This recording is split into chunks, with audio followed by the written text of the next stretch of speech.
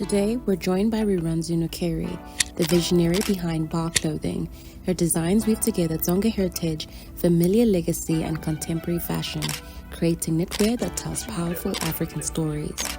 Hi, welcome to Threads and Thoughts. I'm your host, Xaviera, and I'm here with our lovely guest, Rirhandzu. So today we're going to talk all things fashion, your journey, and I just have some questions to ask you. But first, I've got an icebreaker. Describe your outfit in 3 words. Playful, hiding a lot of things. Hiding a lot of things. Yes. But yet African inspired. Oh, I love that. Yeah, I love the jersey. Is it a jersey or yes, throw on? It's a jersey. Okay, I really love it. The patterns. Thank you. Really, really, really nice. And the colors too. Yeah. So we're going to get into the questions, fashion and personal questions. So what inspired your look for today? Okay, so this look, I think I've been wearing it since I've started marketing my brand. And actually I was scouted at Mutipe Foundation by Mr. Petrus himself because of the quality of my sweater. And then I was like, no, you are going to be part of House of Nala. And then Dr. P welcomed me with open arms. And so like today, the reason why I was wearing this, I was like, it all started with this sweater. It all started with this look. Yeah. So today it was just my first runway, and I was like, I want to look like this because this is how it all started. Wow, that's amazing. Yeah. What a beautiful story. Yeah. That's amazing. So how does fashion influence, your confidence and your self-expression?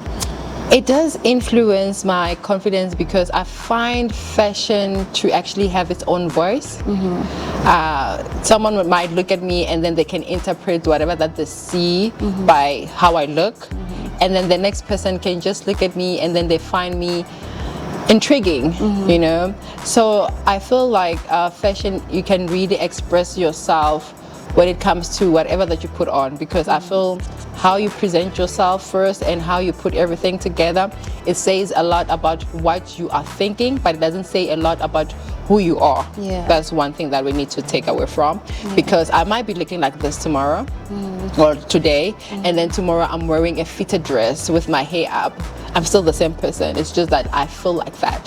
So it's a self-expression type of interpretation when it comes to fashion and personality. No, I definitely understand that, because it's a way for also people to literally play around with their personalities, your mood as well, to maybe to even make you feel better or to fit the mood that you're in. Yes, true. So I totally get that. Like for me, I chose bright colors today because I wanted to be in a positive space, to keep those high vibrational energies and just feel just in a happy, very calm mode. So I totally understand. So what favorite fashion trend or era would you like to bring back? Between the 60s and the 80s. The reason why I'm taking it very, very way back, I love their silhouette. It was so sophisticated. That's true. I feel like back then, women then, maybe now because we're more influenced by body types and social media, I don't know, but I feel like back then it has to do with women and tailor-made for men. So everything that you'll find, if a man would wear a suit, it has to do with a hat, like a full suit. So I think I would want to bring back this, that kind of fashion whereby it emphasizes on your silhouette and the gentleness and the chivalry to it, especially on the men's side, and then on the woman, the feminine feminine side, because I feel like we are living in a state whereby we are pushed to be masculine in so many ways, and we are fighting so hard to be feminine again. So I think that will be definitely something that I will bring. What are your thoughts on emerging trends in African and global fashion?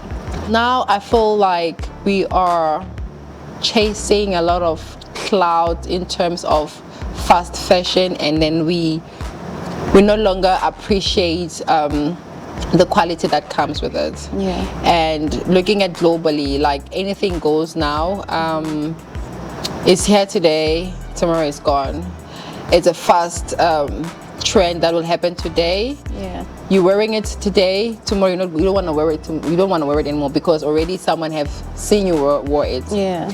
We should look at when we're looking at Africans. We are more of quality people. I don't know if it makes sense with everything that has to do with culture, tradition, and everything. And then that is why we even attract global, eyes on ourselves, or international investors, whatever that may look like for us.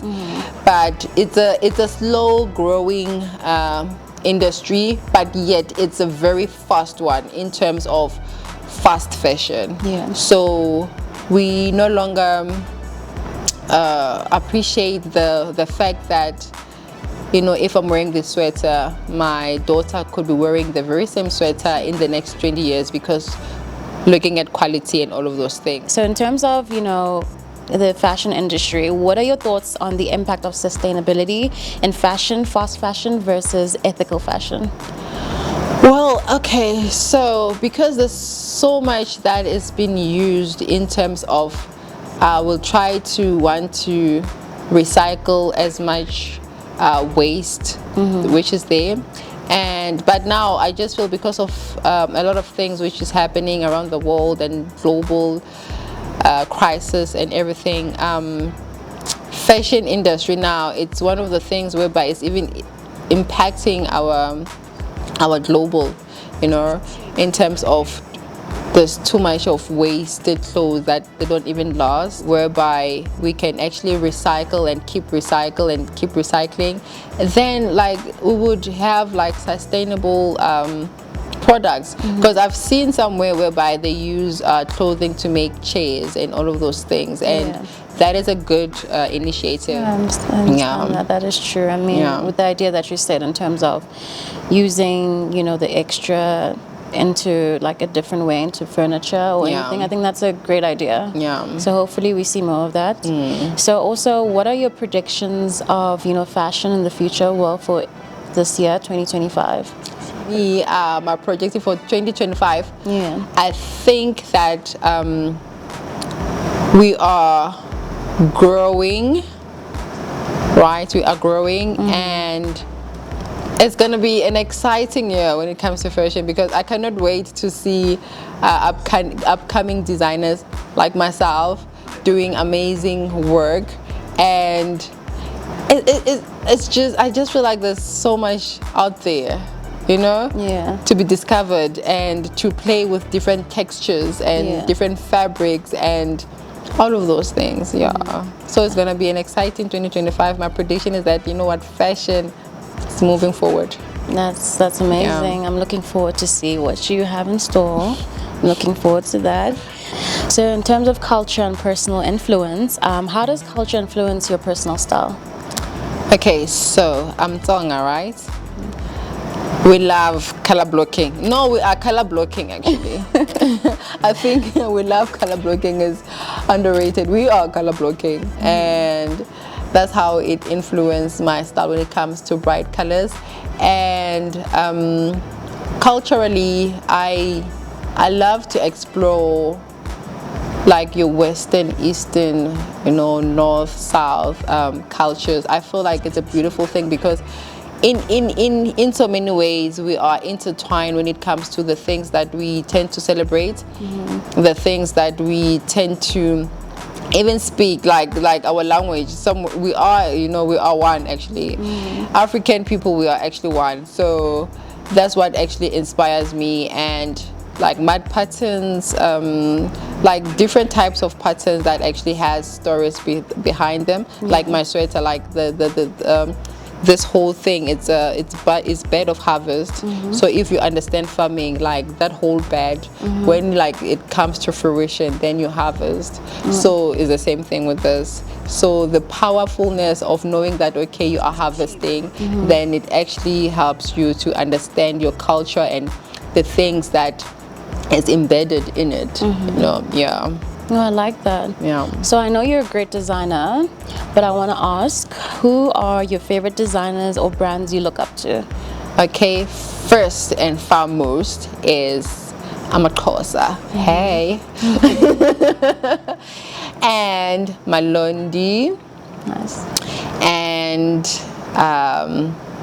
who else? I think there's a Italian brand. I forgot the name, but I love them. The thing is that they're not coming to my head, but yeah. So yeah, those, like, I am inspired mainly because especially Emma Xhosa, they're the one who actually open up the knitted space whereby you can actually play with color. Because when you look at it, like, for me as a Tonga person, I felt like maybe we are too much, you know. And then he actually took it there in terms of, okay, you know what, this is beautiful, color blocking is beautiful, like you can play with colors. And then I got intrigued by saying, you know what, I kind of like this. And I feel like for some reason I can resonate with the colors because I've lived these colors and I've seen them, like I am those colors. So why not do it, since you know there's an opportunity to do that. So those are the brands that inspires me, and many more. The names are not coming now, right now. Those ones are just that they're just at the tip of my tongue. No, that's fine. But yeah, so many brands out there. Yeah, those are great designers that you did mention. Yeah, they are really, really great. Yeah. So what's the one fashion rule you always break? Color. Don't be afraid to throw in anything because you never know how it looks like at the end, like on the other side. Play with color. Play with color. Don't, like, I feel like colors are very beautiful, but yet they're very intimidating because you can find different shades of blue, different shades of yellow, and it can be so intimidating. But don't be afraid to play with color. I agree with that, because like the space I'm in, even with my hair, like going forward, I've been very inspired to change the hair color. So I want to play with like color because I feel like it would just speak to the other personality that I have within me. So I really agree with that. I love that rule. Always break that rule. Yes, always.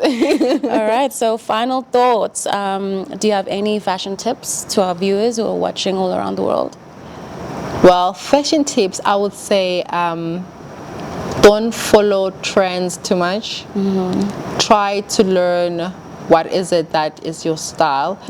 And on that, don't only look at the fabric that you see, but understand them, understand the blends, understand the compositions behind it, understand everything, because in that manner you will have a skill that no one can surpass, you know. Because I always say that when people look at my garments, they will say, you know what, maybe it's a certain machine. No, it's not a machine. It's a composition. It's a blend.